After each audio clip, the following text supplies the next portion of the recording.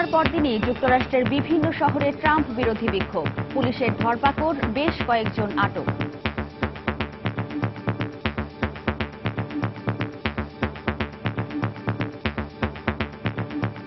Not united around what happened with the election results, and everyone is upset.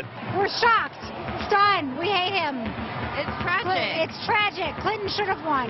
I think Donald Trump's ability to mobilize perhaps Latin racist thoughts is incredibly terrifying. কর্মসংস্থান ও অভ্যন্তরীণ নিরাপত্তা ইস্যুতে হিলারির পরাজয় বলছেন আন্তর্জাতিক পর্যবেক্ষকরা। Donald Trump won states where he had never been ahead in any poll taken by any polling agency. So there's two possibilities. One is a lot of his people were not willing to say to a pollster they were going to vote for him. দেখছিলেন প্রধান শিরোনাম। দুপুরের সময় সঙ্গে আছি আমি ওয়াহিদা স্বপ্না এবং আমি কাজল আব্দুল্লাহ। এবার অন্যান্য শীর্ষ সংবাদ। যুক্তরাষ্ট্রের ক্ষমতার পরিবর্তন হলেও বাংলাদেশের সঙ্গে সম্পর্কে কোনো প্রভাব পড়বে না মত বিশ্লেষকদের। অভিবাসী ইস্যুতেও দুশ্চিন্তা নেই বলে মন্তব্য। জিয়া চ্যারিটেবল ট্রাস্ট দুর্নীতি মামলায় আত্মপক্ষ সমর্থন করে জবানবন্দি দিতে বিশেষ জজ আদালতে বেগম জিয়া। অপর মামলায় তদন্ত কর্মকর্তাকে জেরা। স্থানীয় ইউপি সদস্যের উপস্থিতিতে গোবিন্দগঞ্জের সাঁওতাল পল্লীতে লুটপাটের ঘটনা ঘটে বলে অভিযোগ। পুলিশের দাবি আলোচনা ব্যর্থ হওয়ার পরই এ উচ্ছেদ অভিযান। সাভারে নারী কনস্টেবলকে হত্যার ঘটনায় এক পুরুষ কনস্টেবল গ্রেফতার। আত্মহত্যায় প্ররোচনা দেওয়ার অভিযোগে মামলা। এবং রাজধানীর সায়েন্স ল্যাব এলাকা থেকে অপহরণের 1 মাসেও হদিস মেলেনি এক চিকিৎসকের। আইন শৃঙ্খলা রক্ষা বাহিনী তুলে নিয়ে গেছে বলে অভিযোগ পরিবারের।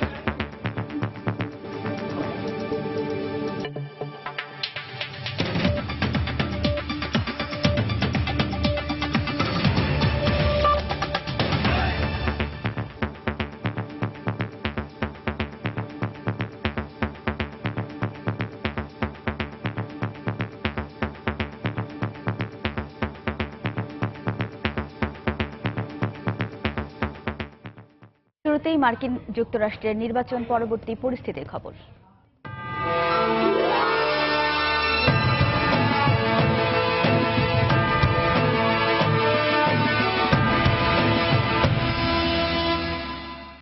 মার্কিন প্রেসিডেন্ট নির্বাচনের ফল ঘোষণার পরদিনই যুক্তরাষ্ট্রের বিভিন্ন শহরে ট্রাম্প বিরোধী বিক্ষোভ হয়। হাজার হাজার মানুষের এই বিক্ষোভ new York, Washington, California, Chicago, Arizona সহ অন্তত 7টি শহরে ছড়িয়ে পড়ে। নিউ ইয়র্কের ট্রাম্প টাওয়ারের সামনেও বিক্ষোভ করেন হাজার হাজার মানুষ।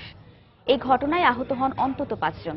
এ সময় পুলিশ চড়াও হয়ে বেশ কয়েকজনকে আটক করে। নিউ ইয়র্ক থেকে টিএম মামুনের ছবিতে আরও জানাচ্ছেন তুষার আব্দুল্লাহ। মঙ্গলবার রাতে ডোনাল্ড ট্রাম্প প্রেসিডেন্ট নির্বাচিত হওয়ার পর বুধবার সন্ধ্যার পর থেকে কিন্তু ট্রাম্প টাওয়ারের সামনে অভিবাসীদের সংগঠন, মানবাধিকার সংগঠনগুলো এসে বিক্ষোভ করতে শুরু করেছে। নির্বাচনী প্রচারণায় যে অংশ নেওয়ার সময় ডোনাল্ড ট্রাম্প সংখ্যালঘুদের বিরুদ্ধে, মহিলাদের বিরুদ্ধে, অভিবাসীদের বিরুদ্ধে যে শব্দ, যে বাক্য, যে অশোভন উক্তিগুলি করেছিলেন, এখন এই বিক্ষোভ সমাবেশ থেকে তার বিরুদ্ধেই সেই শব্দগুলো ছুড়ে দেওয়া হচ্ছে। এই সমাবেশে অংশ নেওয়া মানুষেরা বলছেন যে এই মানবাধিকার সংগঠন, অভিবাসী সংগঠনগুলোর নেটওয়ার্ক যদি সংগঠনগুলো রয়েছে মার্কিন যুক্তরাষ্ট্রের অন্যান্য অঙ্গরাজ্যগুলোতে, সেই নেটওয়ার্ক সংগঠনগুলোর মাধ্যমে ডোনাল্ড ট্রাম্পের বিরুদ্ধে যুক্তরাষ্ট্রের প্রায় প্রতিটি অঙ্গরাজ্যেই বিক্ষোভ শুরু হতে যাচ্ছে। কোথাও কোথাও শুরু হয়েছে। বিক্ষোভে অংশ নেওয়া মানুষেরা বলছেন যে এই বিক্ষোভ চলতেই থাকবে। তারা কোনোভাবেই ডোনাল্ড ট্রাম্পকে প্রেসিডেন্ট হিসাবে মেনে নেবেন না। We're not united around what happened with the election results, and everyone is upset. We're shocked, stunned. We hate him. It's tragic. It's tragic. Clinton should have won. I think Donald Trump's ability to mobilize perhaps Latin racist thoughts is incredibly terrifying.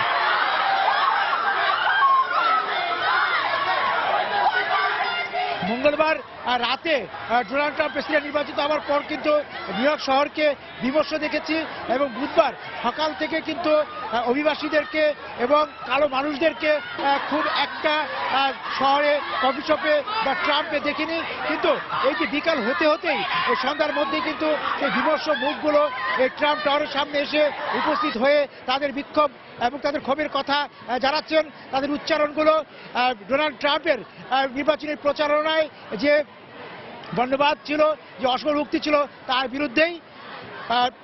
New ইয়র্কের Manhattan থেকে তুষার আব্দুল্লাহ, সময় television. এবারে মার্কিন president নির্বাচনে পূর্ব ধারণা মতোই প্রধান দুই প্রার্থীর হাড্ডাহাড্ডি লড়াই হয়েছে। তবে ট্রাম্পের শেষ হাসি ও হিলারির পরাজয় নিয়ে চলছে চুলচেরা বিশ্লেষণ। শ্বেতাঙ্গ মার্কিনীদের ভোটই ট্রাম্পের জয় নিশ্চিত করেছে বলে মনে করছেন বিশ্লেষকরা।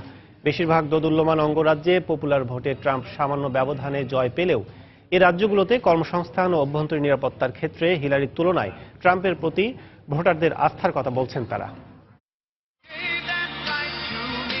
নির্বাচনী প্রচারণার একেবারে শেষ মুহূর্তে এসে দোদুল্যমান অঙ্গরাজ্যগুলো চষে বেরিয়েছেন ডোনাল্ড ট্রাম্প ও হিলারি ক্লিন্টন। তবে এক্ষেত্রে হিলারির তুলনায় ট্রাম্পকে এগিয়ে রাখছেন বিশ্লেষকেরা। প্রচারণার শুরু থেকেই নির্বাচনী তহবিলে মোটা অঙ্কের অনুদান পেতে হিলারি ওয়াল স্ট্রিটের পুঁজিপতিদের প্রতি যতটা মনোযোগী ছিলেন, মধ্য ও নিম্ন আয়ের মানুষের প্রতি ততটা ছিলেন না বলে অভিযোগ রয়েছে। এক্ষেত্রে শ্রমজীবী শ্বেতাঙ্গদের কাছে জনপ্রিয়তায় সাবেক ফার্স্ট লেডি পিছিয়ে ছিলেন বলে মনে করছেন কেউ কেউ। হিস্পানিক ও কৃষ্ণাঙ্গদের ব্যাপারে ট্রাম্পের অবস্থান মার্কিন শ্বেতাঙ্গ ভোটারদের মাঝে তার প্রতি আস্থা তৈরি করেছে। অভ্যন্তরীণ নিরাপত্তার বিষয়ে হিলারির চেয়ে ট্রাম্পকেই ভরসা মনে করেছেন তারা। ফ্লোরিডা, নর্থ ক্যারোলাইনা ও উইসকনসিনে হিলারির শক্ত অবস্থান থাকার পরও শ্বেতাঙ্গদের বিপুল ভোটেই দোদুল্যমান এই তিনটি রাজ্যে জয় তুলে নিয়ে 54টি ইলেকট্রাল ভোট ঝুলিতে পড়েছেন ট্রাম্প।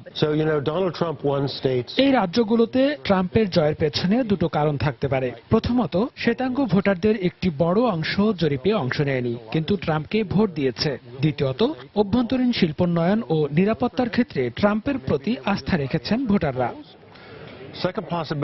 বিশ্লেষকদের পূর্ব ধারণা মতো দুই প্রার্থীর জয় পরাজয়ের ক্ষেত্রে নিয়ামক ভূমিকা রেখেছে অর্থনৈতিকভাবে পিছিয়ে পড়া শ্রমজীবী অধ্যুষিত রাজ্যগুলো। সেখানে ট্রাম্পের ব্যাপক প্রচারণা ও প্রতিশ্রুতি ভোটারদের প্রভাবিত করেছে বলে মনে করছেন বিশ্লেষকেরা। মধ্য ও নিম্ন আয়ের কর্মজীবী মানুষের রাজ্য আইওয়া, ইন্ডিয়ানা, ওহাইও ও পেনসিলভেনিয়ায় 55টি ইলেকট্রাল ভোট পেয়েছেন ট্রাম্প।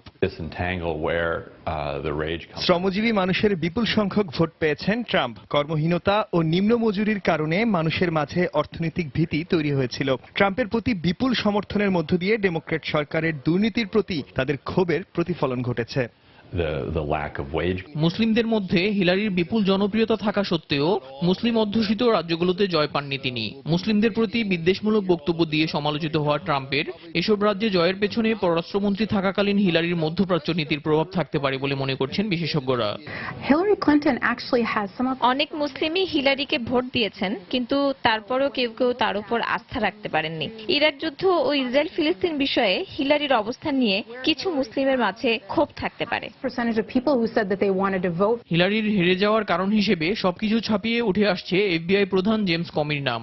শেষ মুহূর্তে আবারও হিলারির ইমেইল তদন্ত ভোটারদের কাছে তার নেতিবাচক ভাবমূর্তিকেই তুলে ধরেছে বলে মার্কিন গণমাধ্যমগুলোর বিশ্লেষণে উঠে এসেছে।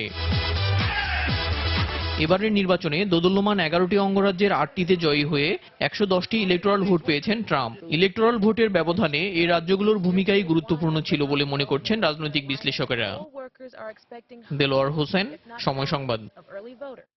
যুক্তরাষ্ট্রের প্রেসিডেন্ট নির্বাচনে রিপাবলিকান দলীয় প্রার্থী বিজয়ী হলেও বাংলাদেশের সঙ্গে সম্পর্কের ক্ষেত্রে কোনো প্রভাব পড়বে না। এর কারণ হিসেবে বিশ্লেষকরা বলছেন এটি ব্যক্তিগত সম্পর্ক নয়, বরং রাষ্ট্রীয় সম্পর্ক। ডোনাল্ড ট্রাম্প ব্যবসায়ী হওয়ায় আন্তর্দেশীয় ও আন্তর্জাতিক বাণিজ্যের পথ সুগম হতে পারে বলেও অভিমত তাদের। বাংলাদেশি অভিবাসী ও বংশোদ্ভূত নাগরিকরা যুক্তরাষ্ট্রের শিক্ষা, রাজনীতি ও অর্থনীতিতে গুরুত্বপূর্ণ অবদান রাখছে। তাই অভিবাসী ইস্যুতেও দুশ্চিন্তার কারণ নেই বলেও মন্তব্য তাদের। মিজানুর রহমান খবিরের রিপোর্টে বিস্তারিত। যুক্তরাষ্ট্রের 45তম প্রেসিডেন্ট নির্বাচনে বিজয়ী হয়ে দেয়া ভাষণে আন্তর্জাতিক ক্ষেত্রে সুসম্পর্ক প্রতিষ্ঠার কথা বললেন ডোনাল্ড ট্রাম্প। বিষয়টিকে ইতিবাচক হিসেবেই দেখছেন বিশ্লেষকরা। প্রার্থী হিসেবে ট্রাম্পের বক্তব্য ও প্রেসিডেন্ট হিসেবে দেয়া বক্তব্যে বেশ পরিবর্তনও লক্ষ্য করছেন তারা। অন্যান্য দেশের মতো বাংলাদেশও এর সুফল পাবে বলে আশাবাদ তাদের। বাংলাদেশের সাথে বেশ কয়েকটা ইনস্টিটিউশনাল অ্যাফিলিয়েশন আছে, বেশ কয়েকটা চুক্তি আছে, সেটার আমি মনে করি খুব একটা পরিবর্তন হবে না।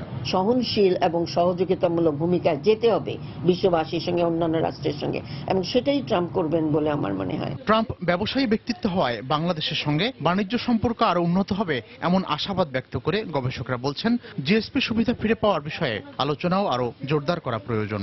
আমাদের সঙ্গে সুসম্পর্কে আমেরিকা কিভাবে লাভবান হবে, আমরাও লাভবান হব, সেই বিষয়গুলোকে সামনে এনে এজেন্ডাভুক্ত করে দ্রুতই তাদের সঙ্গে আমাদের সম্পর্ককে ঝালাই করে নেওয়াটাই ঠিক হবে। যেহেতু তিনি বারবার একটা ব্যবসার সুযোগ তৈরির কথা বলছেন তার সমস্ত প্রচার অভিযানের মধ্যে, তো বাংলাদেশেরও তো মার্কিন যুক্তরাষ্ট্রের সঙ্গে বড় আগ্রহ একটা ব্যবসায়ী সুযোগ তৈরি করা। বিপুল সংখ্যক অভিবাসী ও বাংলাদেশি বংশোদ্ভূত নাগরিক দেশটির বিভিন্ন প্রদেশে বসবাস করেন, যারা অন্য অনেক দেশের অভিবাসীদের চেয়ে সুনাম ও তুলনামূলক ভালো অবস্থান নিয়ে আছেন বলেও অভিমত তাদের। বাংলাদেশের একটা বড় ডায়াসপোরা গোষ্ঠী এখন মার্কিন যুক্তরাষ্ট্রে বসবাস করে এবং তারা অসম্ভব ভালো করছেন। ট্রাম্প বলেছেন ইল্লিগাল ইমিগ্রেন্টদেরকে বিতরণ করতে চান, পরে কথাটা উনি একটু মাইন্ডলি ঘুরিয়ে এসে বলেছেন না, immigrants with criminal activities. Illegal অধিবাসী যারা আছে, ইমিগ্রেন্ট যারা আছে, তাদের সবার উপরেই কিন্তু সমানভাবে এটা মানে একটা এফেক্ট নিয়ে আসবে। শুধু অবৈধ অভিবাসীদের সংকট সমাধানে প্রয়োজনে কূটনৈতিক তৎপরতা আরো জোরদার করারও পরামর্শ বিশ্লেষকদের। প্রভাব ফেলবে। আপনি যদি একটু রিসেন্ট। মিজানুর রহমান খবির, সময় সংবাদ, ঢাকা। মার্কিন প্রেসিডেন্ট নির্বাচনে ডোনাল্ড ট্রাম্পের জয়ের পর বিভিন্ন দেশের শেয়ার বাজারে দরপতন হলেও বৃহস্পতিবার কিছুটা স্থিতিশীলতা ফিরেছে এশিয়ার শেয়ার বাজারে। তবে দরপতন অব্যাহত রয়েছে যুক্তরাষ্ট্রের শেয়ার বাজারের সূচকে। বৃহস্পতিবার কমেছে যুক্তরাষ্ট্রের S&P সূচক। বুধবার নিম্নমুখী থাকলেও কিছুটা বেড়েছে এশিয়ার বিভিন্ন দেশের শেয়ার বাজারের সূচক। 1 থেকে 2% পর্যন্ত বেড়েছে জাপানের নিক্কেই, দক্ষিণ কোরিয়ার কোসপি, অস্ট্রেলিয়ার ASX, নিউজিল্যান্ডের S&P এবং হংকংয়ের হ্যাং সেং সূচক। বেড়েছে ভারতের সেন্সেক্স সূচকও। তবে দরপতন অব্যাহত রয়েছে ইউরোপের শেয়ার বাজারে। এদিকে ট্রাম্পের জয়ের পর জ্বালানির বাজারে আর কোনো দরপতন হয়নি, তবে বিভিন্ন মুদ্রার বিপরীতে কমেছে ডলারের মান।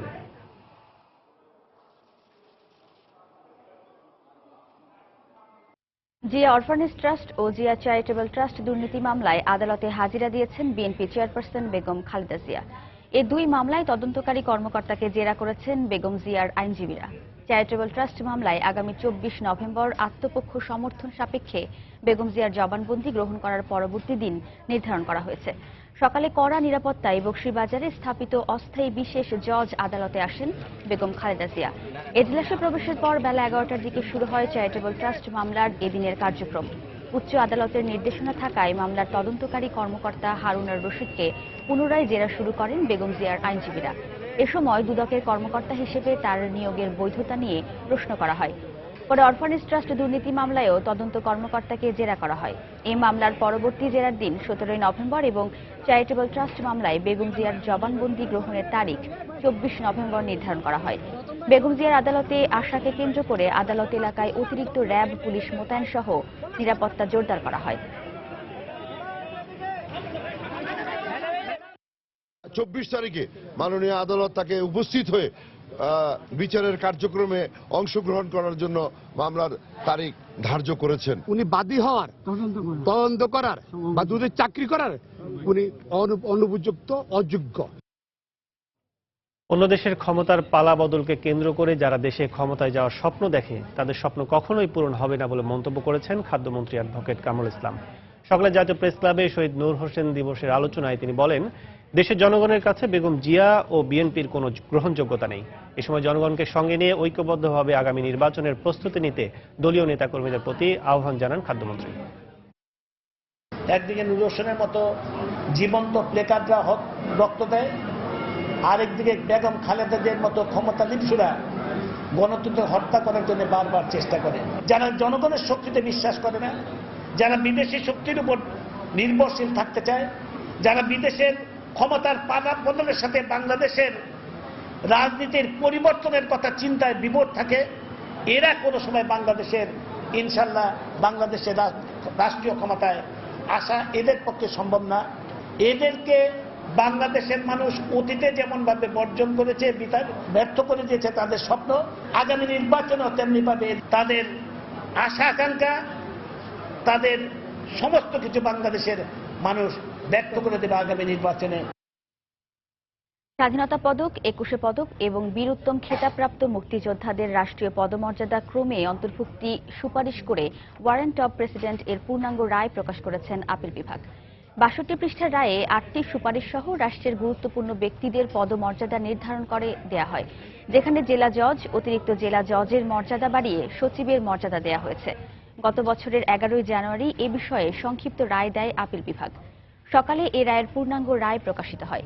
এদিকে বিনা পরোয়ানায় ৫৪ ধারায় গ্রেফতার ও রিমান্ডের বিষয়ে পর্যবেক্ষণ সহ পূর্ণাঙ্গ রায় প্রকাশ করেছেন আপিল বিভাগ। আসামি গ্রেফতারের ১২ ঘণ্টার মধ্যে গ্রেফতারের কারণ ও স্থান পরিবারকে জানাতে হবে। রিমান্ডে থাকা অবস্থায় কোনো আসামির মৃত্যু বা নির্যাতনের বিষয়টি প্রমাণিত হলে দায়ীদের বিরুদ্ধে ব্যবস্থা সহ কয়েক দফা নীতিমালা প্রকাশ করে আপিল বিভাগ। দুপুরের সময় আরো থাকছে নূর হোসেন দিবসের স্মৃতিস্তম্ভে বিভিন্ন রাজনৈতিক ও সামাজিক সংগঠনের শ্রদ্ধা। এই শহীদের স্মৃতি যথাযথভাবে সংরক্ষণের দাবি। এবং ময়লা আবর্জনায় বিলীন হতে চলেছে রাজধানীর অবশিষ্ট খালগুলো। দূষণমুক্ত করতে কোনো সংস্থায় উদ্যোগ নিচ্ছে না। বর্জ্য ব্যবস্থাপনা আইন না থাকাকে দুষছেন নগর বিশেষজ্ঞরা।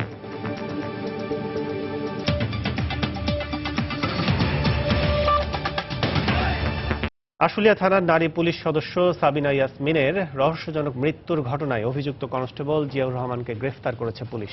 দুপুরে তাকে আদালতে পাঠানো হয়।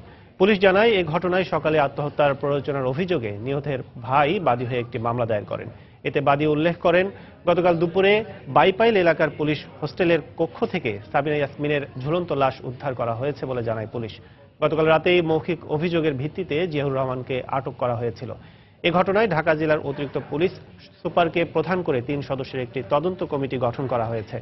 আগামী ১৫ কার্যদিবসের মধ্যে প্রতিবেদন জমা দেওয়ার নির্দেশ দেওয়া হয়েছে। ময়নাতদন্তের জন্য ইয়াসমিনের লাশ ঢাকা মেডিকেল কলেজ হাসপাতালে নিয়ে আসা হয়।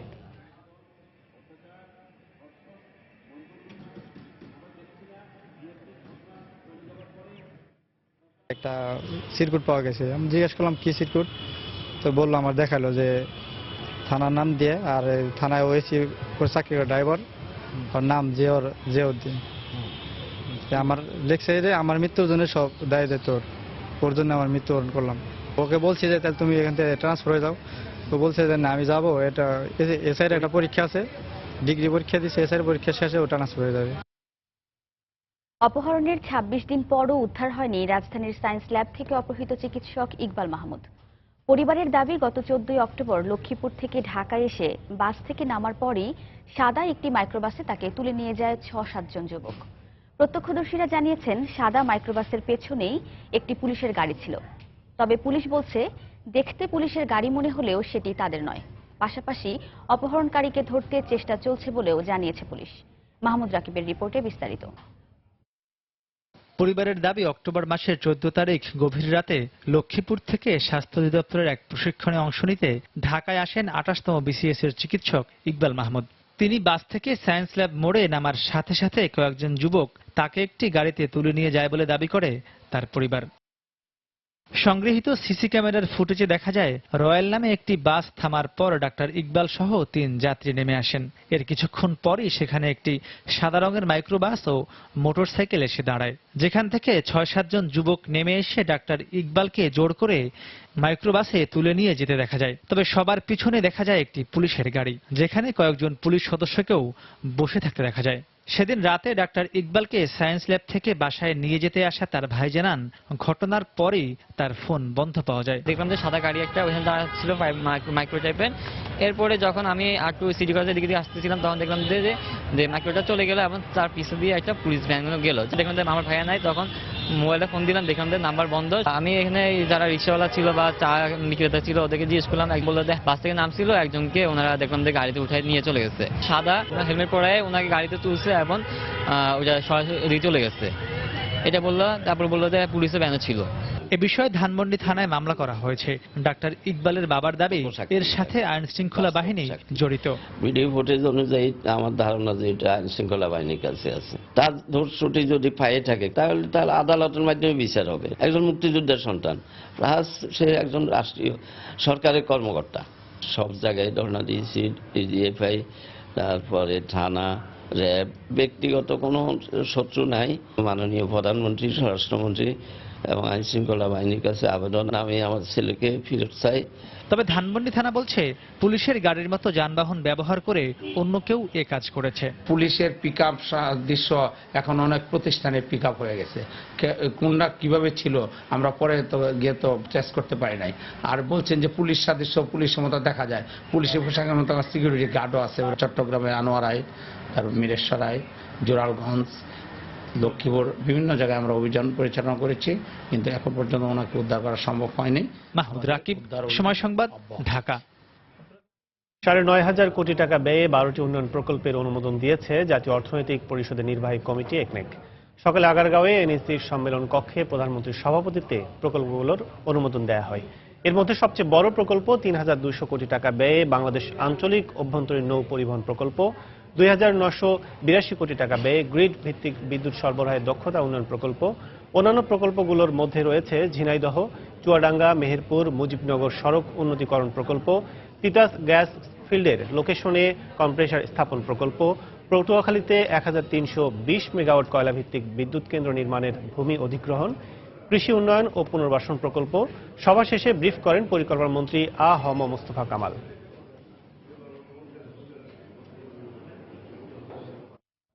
অবসরপ্রাপ্ত ব্রিগেডিয়ার জেনারেল ওয়াজি আহমেদ চৌধুরীর হত্যা মামলার মূল আসামি আব্দুল আহাদকে গ্রেফতার করেছে র্যাব। বুধবার রাত 11:15টার দিকে রাজধানীর পল্লবী থেকে তাকে গ্রেফতার করা হয়। সকালে রাজধানীর কারওয়ান বাজারে র্যাব 4-এর কার্যালয়ে এক সংবাদ সম্মেলনে এ তথ্য জানান র্যাব 4-এর অধিনায়ক লুৎফুল কবির। র্যাব জানায়, গত 5 অক্টোবর বাসার কেয়ারটেকার আব্দুল আহাদ চাকরি ছাড়ার সিদ্ধান্ত নেয়। পরে বেতন চাইতে গেলে ওয়াজি আহমেদের সঙ্গে বাক বিতণ্ডায় জড়িয়ে পড়ে সে। এক পর্যায়ে কেয়ারটেকার ওয়াজি আহমেদের গলায় রশ্মি পেঁচিয়ে তাকে হত্যা করে এলইডি টিভি, ল্যাপটপ এবং নগদ 4,500 টাকা নিয়ে পালিয়ে যায়।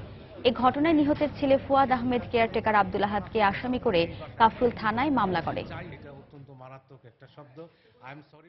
রশিদ দিয়ে ওনাকে ভয় দেখায় যে আপনি আমার বেতন এখনই দিবেন, না হলে কিন্তু এই রশি দিয়ে আপনাকে মেরে ফেলা হবে। তো এই রশি দেখে ওয়াসি আহমেদ চৌধুরী ভয় পেয়ে যান এবং উনি ডাকাত ডাকাত বলে যখন চিৎকার করে ওঠেন, তখন সেই রশি দিয়ে ওনার গলায় রশি পেঁচিয়ে ওনাকে হত্যা করে এবং হাত পা বাঁধে। আহাদকে ওই তখন থেকে খুঁজে পাওয়া যাচ্ছিল না। আমরা তার ফুটস্টেপ অনুসরণ করতে থাকি। গতকাল রাত 11:45 পল্লবী কালাপানি এলাকা থেকে গ্রেপ্তার করি। গাইবান্ধার গোবিন্দগঞ্জের সাঁওতাল পল্লীতে লুটপাটের ঘটনায় স্থানীয় এক ইউপি সদস্য জড়িত বলে অভিযোগ উঠেছে। বাসিন্দাদের দাবি, প্রশাসনের সামনেই আগুন দেওয়া হলেও কোনো প্রতিকার পায়নি তারা। এদিকে সাঁওতালরা আখ চাষ না হলে জমি ফেরত দেওয়ার শর্তের কথা জানালেও রংপুর সুগার মিল কর্তৃপক্ষ বলছে তাদের দাবি অযৌক্তিক। পুলিশ বলছে একাধিকবার আলোচনা ব্যর্থ হওয়ার পরই প্রশাসন উচ্ছেদ অভিযান চালায়।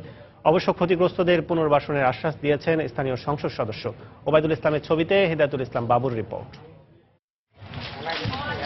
সাঁওতাল পল্লী হিসেবে পরিচিত গাইবান্ধার গোবিন্দগঞ্জ উপজেলার সাপমারা ইউনিয়নের জয়পুর গ্রামটি। 50 বছরের পুরনো এই গ্রামে বেশ ভালোই ছিলেন তারা। গত সোমবার সকালে হঠাৎ করে স্থানীয় এক ইউপি সদস্যের উপস্থিতিতে একদল লোক এই গ্রামে লুটপাট চালায় বলে অভিযোগ সাঁওতালদের। মোশারফ মেম্বার সহ আরো অনেকে আছে আমাদের গ্রাম থেকে লুটপাট করে অনেক মাল মাত্রা নিয়ে গেছে। মেম্বাররা যদি এইসব কাজ করে তাহলে আমরা জনগণরা কিভাবে নিরাপত্তাটা পাবো? আমরা কোথাও বাইরে বার হতে পারতেছি না, মারপিট করে বাইরে পাইলে। স্থানীয় ইউপি চেয়ারম্যান ঘটনার সত্যতা স্বীকার করলেও অভিযুক্ত ইউপি সদস্য তা অস্বীকার করেন। মোশারফ মেম্বার উনি ওই এলাকাতে যান এবং ওনাকে দেখে জনগণ উদ্বুদ্ধ হয় এবং উদ্বুদ্ধ হওয়ার পর ওনার এলাকার কিছু লোকজন ওখান থেকে কিছু গরু বাছুর ওখান থেকে নিয়ে আসে। না ওখানে আমি দেখতে গেছি, যাওয়ার পর যা দেখলাম ওখানে তো আগা দিন তো পোড়াপাড়ি হয়ে গেছে। ওখানে আমি যতক্ষণ ছিলাম ততক্ষণ পর্যন্ত ওখানে কোনো লুটপাট হয় নাই। আদিবাসীদের দাবি 1954-55 সালে তৎকালীন সরকার সাঁওতাল ও বাঙালিদের কাছ থেকে আখ চাষের শর্তে রংপুর সুগার মিলের জন্য 1842 একর জমি অধিগ্রহণ করে। সুগার মিল শর্ত ভঙ্গ করায় তারা জমিতে বসতি স্থাপন করেন, কিন্তু কোনো নোটিশ ছাড়াই ঘরে আগুন লাগিয়ে ও গুলি করে উচ্ছেদ করে প্রশাসন। এইভাবে হঠাৎ করে নির্যাতন করে সব প্রশাসন থাকে, আমাদের কিভাবে থাকবো এখানে? সবকিছু আমাদের ওখানে আগুনে পড়ে ছাই হয়ে গেছে। এখন আমরা কিছুই আমাদের আর এখন নেই। তবে মিল কর্তৃপক্ষ বলছে আদিবাসীদের দাবি অযৌক্তিক, আর পুলিশ বলছে একাধিকবার আলোচনায় ব্যর্থ হওয়ায় প্রশাসন উচ্ছেদ অভিযান চালায়।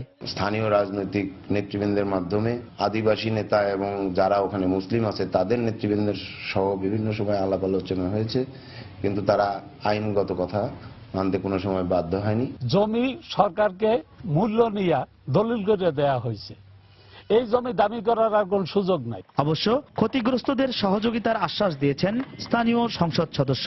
এখানে লুটপাটের অভিযোগ যেটা এসেছে, এই ধরনের ঘটনা কেউ যদি করে থাকে তার বিরুদ্ধে আইনগত ব্যবস্থা অবশ্যই গ্রহণ করা হবে, এবং যারা ক্ষতিগ্রস্ত আদিবাসী আমার পক্ষ থেকে তাদেরকে আমি সহায়তা করব।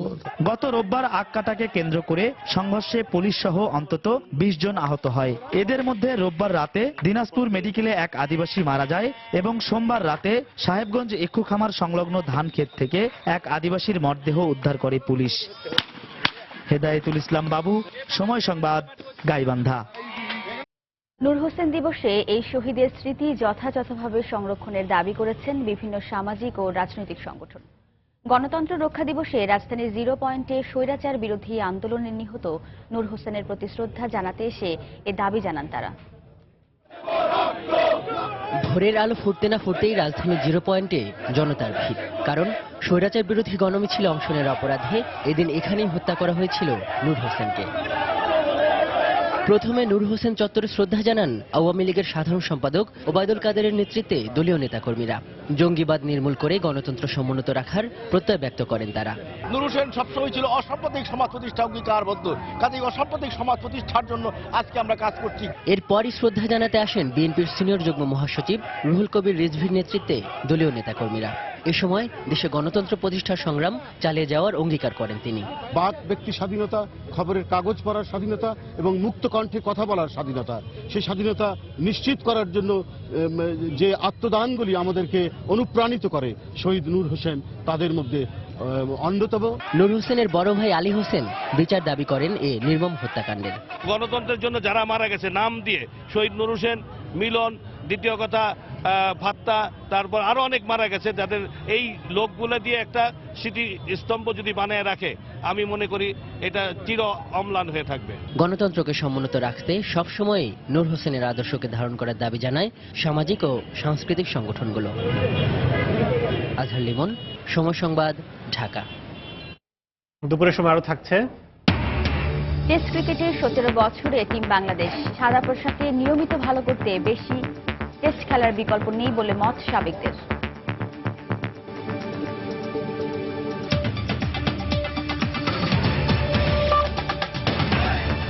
ময়লা আবর্জনায় বিলীন হতে চলেছে রাজধানীর অবশিষ্ট খালগুলো। পয়বর্জ্য ও বাসাবাড়ির বর্জ্য খালগুলোতে পড়ে প্রবাহ যেমন ব্যাহত হচ্ছে, তেমনি এসব ময়লা নদীতে পড়ছে। এতে দিন দিন মেগাসিটি ঢাকার পরিবেশ বিপন্ন হচ্ছে।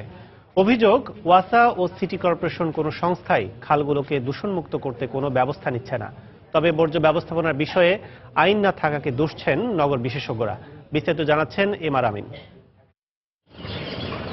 রাজধানী ঢাকায় 60-এর দশকে 50টির বেশি খাল থাকলেও এখন ঢাকা ওয়াসার পরিসংখ্যান অনুযায়ী কাগজে কলমে 26টি খাল রয়েছে। তবে বাস্তবে এর সংখ্যা আরও কম। এসব খালের দুই পাড়ে বসবাসকারীদের বর্জ্য ও বাসাবাড়ির প্রতিদিনকার বর্জ্যে ভরে গেছে খালগুলো। পানির প্রবাহ বন্ধ হয়ে যাওয়ায় দুর্গন্ধ ও মশার উপদ্রবে বিপর্যস্ত এলাকাবাসীর জীবন। দিদি থেকে একদম গাছ ময়লা ফালায় ফালায় খালটা শুরু করে ফেলতেছে। এখানে সন্ধ্যা হলেই দেখা যায় মশার উপদ্রব বেড়ে যায়। প্রতি বছর বর্ষার আগে সুয়ারেজ ব্যবস্থা সচল রাখতে ঢাকা ওয়াসা ড্রেজিং করলেও পরিষ্কার ও দূষণমুক্ত রাখতে দায়িত্ব কে পালন করবে তা নিয়ে দ্বিধাদ্বন্দ্বে সেবা সংস্থাগুলো। পয়বর্জ্য, আরেকটা হলো সলিড ওয়েস্ট। খালের পাড়ে মানুষ যখন বসবাস করে তার লাইভলিহুডে যা আছে বর্জ্য সব ওখানে যায়। বিশ্বের কোথাও নাই যে যারা পানি উৎপন্ন করে তারা ড্রেন দেখে। Storm water drainage is a part of the city responsibility. এখন আমাদের তো ন্যাচারালি অনেক কিছুই ওয়েল ডিফাইন না। পরিষ্কার পরিচ্ছন্ন রাখার যে বিষয়টা, যেটা ওয়াসা করে না, কারণ একটা সংস্থার সঙ্গে আরেকটা সংস্থা তো দুইটা সংস্থা এক জায়গায় তো কাজ করতে পারবে না। এটি কিন্তু কোনো সংস্থার সঙ্গে ঠেলাঠেলিরও বিষয় নয় বা কারোর সঙ্গে কারোর উপর দোষ চাপানোর বিষয় নয়। রাজধানী খালগুলোর যখন এরকম বেহাল দশা, তখন পরিষ্কার পরিচ্ছন্নতার বিষয়ে তদারককারী সংস্থা ঢাকা ওয়াসা দায় চাপাচ্ছে ঢাকা সিটি কর্পোরেশনের উপর। তবে দায় না চাপিয়ে সমন্বিতভাবে রাজধানীর খালগুলোকে পরিবেশ বান্ধব করার দাবি নগর বিশেষজ্ঞদের। গভীরতা সেটা বাড়াতে হবে, ওয়াইডেনিং করতে হবে, সারফেস ড্রেন মেনটেন করে যে আমাদের সিটি কর্পোরেশনগুলো তারাও ঠিকমতো মেনটেন করছে না। রুলস রেগুলেশন থাকা দরকার, যাতে মানুষ যারা এটা ভায়োলেট করবে, ময়লা ফেলবে, তাদেরও পানিশমেন্টের ব্যবস্থা করা দরকার। আলাদা সুয়ারেজ লাইন করে ও আইন করে বর্জ্য ব্যবস্থাপনা না করা গেলে খালগুলো যেমন রক্ষা করা যাবে না, তেমনি রাজধানী ঢাকার দূষণ ও জলাবদ্ধতা নিরসন সম্ভব নয়। ইমার আমিন, সময় সংবাদ, ঢাকা। বন্দর ও বাণিজ্যিক নগরী হলেও চট্টগ্রামে এখনো পর্যন্ত গড়ে ওঠেনি কোনো পূর্ণাঙ্গ বাস টার্মিনাল।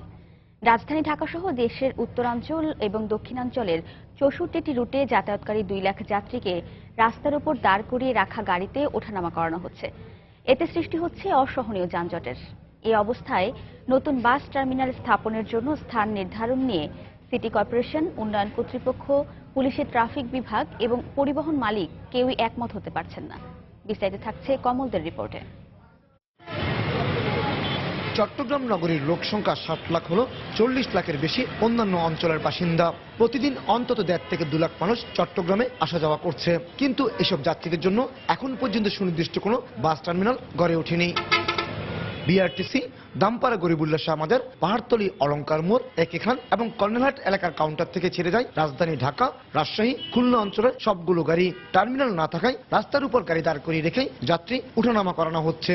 সবাই রাস্তার উপরে, যে অলঙ্কার যে রাস্তা আছে, যাওয়ার সময় আপনারা দেখবেন যে ব্রিজের এই পারে যান, আসার সময় আবার ব্রিজের ওই পারে যান, মানে এটা লেগেই আছে সবসময়। তো টার্মিনাল অবশ্যই দরকার। যদি একটা নির্দিষ্ট টার্মিনাল থাকতো এবং সেখানে যদি উত্তরগামী সমস্ত বাসের জন্য যদি অ্যাকোমোডেশন দেওয়া হতো, তাহলে যাত্রীরাও যেমন নিরাপদ হতো, আমাদের গাড়ি চলাচলও আরো নির্বিঘ্ন করা যেত। এই অবস্থায় যোগাযোগের সুবিধার্থে সাগরিকা গরুবাজারকে বাস টার্মিনালে রূপান্তরের জন্য সিটি মেয়রকে প্রস্তাব দিয়েছে পরিবহন মালিকেরা, কিন্তু তা নিয়ে রয়েছে জটিলতা।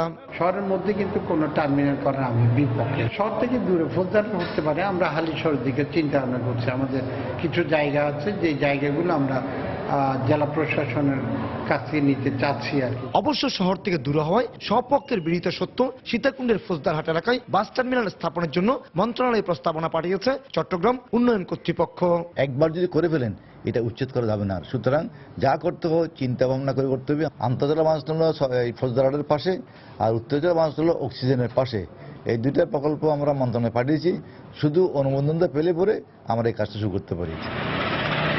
রাঙ্গামাটি ও খাগড়াছড়ি পার্বত্য জেলার পাশাপাশি উত্তর চট্টগ্রাম এবং বান্দরবান ও কক্সবাজার সহ দক্ষিণ চট্টগ্রামে যাতায়াতকারী যাত্রীদের জন্য কোনো টার্মিনাল নেই এই নগরীতে। কমল দে, সময় সংবাদ, চট্টগ্রাম। হবে করে নির্মাণের নির্ধারিত সময় 3 বছর পার হয়ে গেছে। এরপর আরো 4 বছর চলে গেছে, কিন্তু শেষ হচ্ছে না রাজশাহী সিটি কর্পোরেশন রাশিকের 4টি বহুতল বাণিজ্যিক ভবনের কাজ।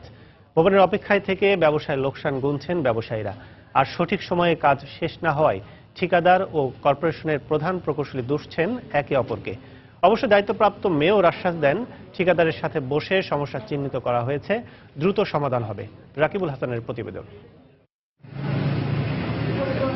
ধ্বংসস্তূপ না পরিত্যক্ত ভবন বোঝার উপায় নেই। 7 বছর ধরে নির্মাণাধীন রাজশাহী সিটি কর্পোরেশনের দারুচিনি প্লাজা পাবলিক প্রাইভেট পার্টনারশিপের আওতায় 2009 সাল থেকে শুরু হওয়া শহরে এমন আরো 3টি বাণিজ্যিক ভবনের নির্মাণ কাজ এখনো চলছে। যদিও ঠিকাদারদের চুক্তিতে কাজ শুরুর 3 বছরের মাথায় শেষ করার কথা ছিল। এ অবস্থায় বাণিজ্যিক ভবনে বরাদ্দকৃত দোকান মালিকরা ফুটপাতে ব্যবসা করে নানা ভোগান্তির শিকার হচ্ছেন। সমস্যা তো একটু হচ্ছে, ব্যবসা বাণিজ্য খারাপ যাচ্ছে। সবাই একসঙ্গে থাকলে ব্যবসাটা ভালো হতো। গ্যাঞ্জাম হয়ে গেলে অনেক সময় সমস্যা হয়ে যায়, রাস্তার উপরে ব্যবসাতে একটু সমস্যা হবে। মার্কেটটা চালু হলে যুব সমাজ যারা বেকার ছেলেপেলে আছে তারাও কিছু চাকরিজীবী পাবে। আমরা বাইরে বাইরে ছিটিয়ে বেড়াচ্ছি, সেটা মার্কেটের ভিতরে ঢুকে যাবো তখন। কর্পোরেশনের বন্টন চুক্তি অনুযায়ী ঠিকাদারদের অংশ বিক্রির অনুমতি না দেয়া সহ ভবন নির্মাণে বিলম্বের পেছনে রাশিকের অসহযোগিতাকে দুষল ঠিকাদার প্রতিষ্ঠানগুলো। তবে রাশিকের প্রকৌশলীর দাবি, নিয়ম মেনেই সহযোগিতা করা হচ্ছে। পিছনে দায়িত্ব সম্পন্ন সিটি কর্পোরেশন। সিটি কর্পোরেশন তারা বড় বড় কথা বলে, কাজে কামে তাদের কোনো মিল নেই। সেলস পারমিশনটা আমরা পাইনি এখন পর্যন্ত, এখনো পজিশন তারা বুঝে দিতে পারেনি। এছাড়াও আমাদের যে ওই কমপ্লেক্সের একটা প্ল্যান পাস করা, এই প্ল্যান পাস ব্যাপারে তারা একেবারেই হেল্প করেনি। চুক্তির বাইরেও কিছু সুযোগ সুবিধা নিতে চাই, কিন্তু এটা আমাদের পক্ষে সম্ভব নয়। নির্মাণের ক্ষেত্রে যেন কোনো ব্যাঘাত না হয় সেটি ব্যাপারে আমরা সহযোগিতা দিব এবং সেটি নিয়মতান্ত্রিকভাবে সহযোগিতা দেব। অবশ্য দায়িত্বপ্রাপ্ত মেয়র জানালেন সমস্যা চিহ্নিত করে এর সমাধানে কাজ শুরু করেছেন। যে 4টি মার্কেট হচ্ছে সেই মার্কেটের যারা ডেভেলপার তাদেরকে আমরা ডেকে পাঠিয়েছিলাম এবং সাধারণ সবার মধ্যেই প্রবলেমটা কোথায় সেগুলো আমরা চিহ্নিত করেছি। আমি দায়িত্ব নেওয়ার পরে অনেক একটা শক্তিশালী কমিটি করেছি, বিভিন্নভাবে চেষ্টা করছি যেন এটা দ্রুত শেষ হয়। 8 থেকে 16 তলা বিশিষ্ট এই ভবনগুলোর নির্মাণ কাজ শেষ হলে 40 ভাগ কর্পোরেশন ও 60 ভাগ মালিকানা পাবে ঠিকাদার। আগামী 1 বছরের মধ্যে ঠিকাদাররা নির্মাণ কাজ শেষ করবে বলে জানিয়েছে সিটি কর্পোরেশন। রাকিবুল হাসান, সময় সংবাদ, রাজশাহী।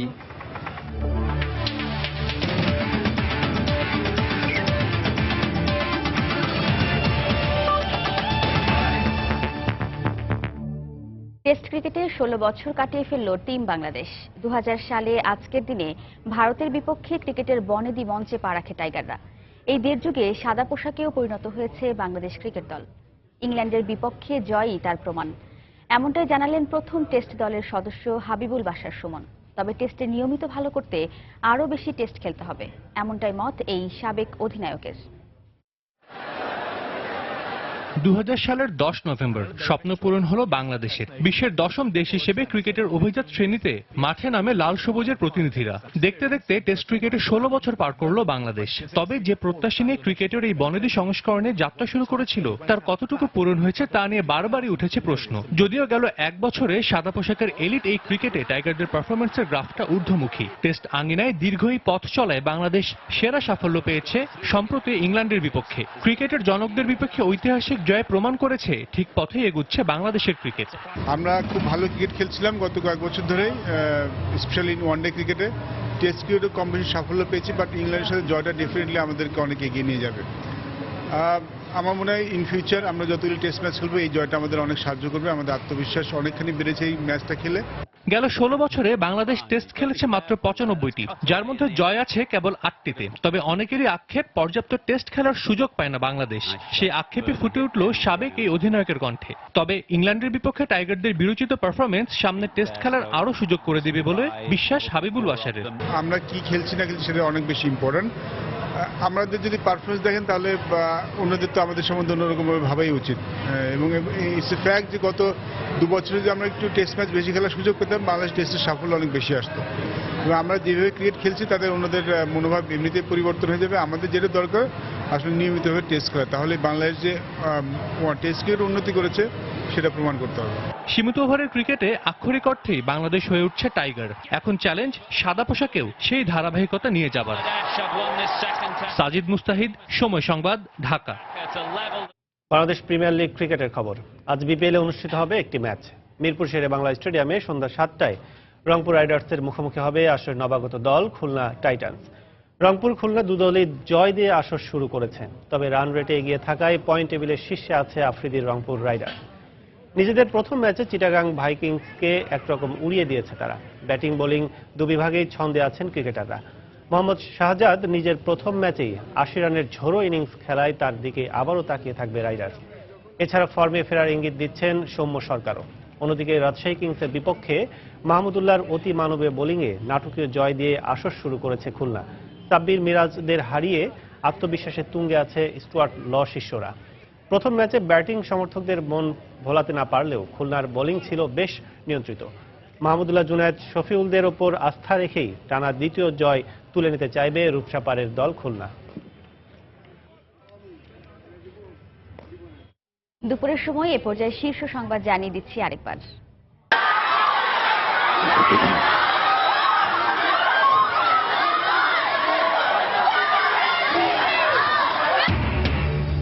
ফল ঘোষণার পরদিনেই যুক্তরাষ্ট্রের বিভিন্ন শহরে ট্রাম্প বিরোধী বিক্ষোভ।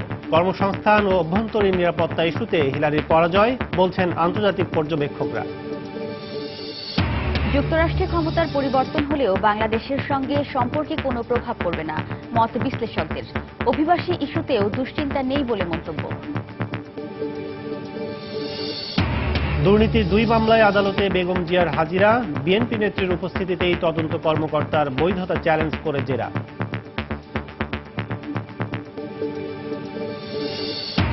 স্থানীয় ইউপি সদস্যের উপস্থিতিতে গোবিন্দগঞ্জের সাঁওতালপল্লীতে লুটপাটের ঘটনা ঘটে বলে অভিযোগ। পুলিশের দাবি, আলোচনা ব্যর্থ হওয়ার পরই এ উচ্ছেদ অভিযান। সাভারে নারী কনস্টেবলকে হত্যার ঘটনায় এক পুরুষ কনস্টেবল গ্রেফতার। আত্মহত্যার প্ররোচনা দেয় অভিযোগে মামলা। এবং রাজধানীর সায়েন্স ল্যাব এলাকা থেকে অপহরণের 1 মাসেও হদিশ মেলেনি এক চিকিৎসকের। আইনশৃঙ্খলা রক্ষা বাহিনী তুলে নিয়ে গেছে বলে অভিযোগ পরিবারের। এই ছিল দুপুরের সময়। যে কোনো খবর পেতে ভিজিট করুন সময়নিউজ.tv আর সঙ্গে থাকুন সময়ের।